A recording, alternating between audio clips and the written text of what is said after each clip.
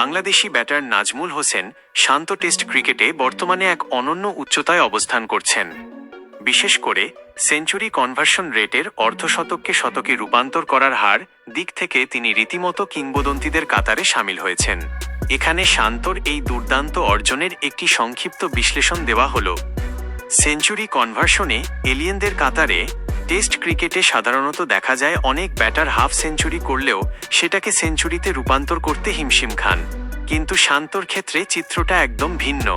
পরিসংখ্যান বলছে অন্তত 5টি সেঞ্চুরি করেছেন এমন ব্যাটারদের মধ্যে শান্তর কনভার্সন রেট বিস্ময়কর।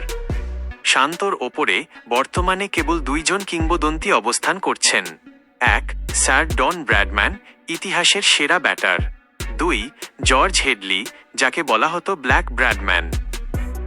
পরিসংখ্যানের লড়াই, শান্ত যখনই 50 পার করেন তার সেঞ্চুরি করার সম্ভাবনা অন্যদের চেয়ে অনেক বেশি থাকে।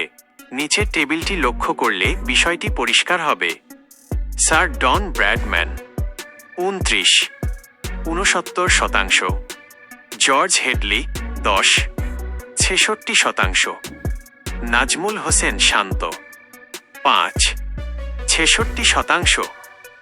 এর কাছাকাছি।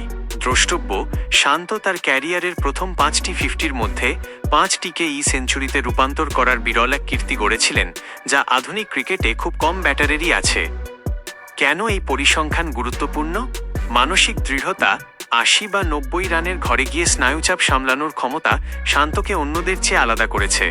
বড় ইনিংস খেলার প্রবণতা, শান্ত ক্রিজে সেট হয়ে গেলে কেবল 50তে সন্তুষ্ট থাকেন না, বরং ইনিংসকে বড় করার চেষ্টা করেন।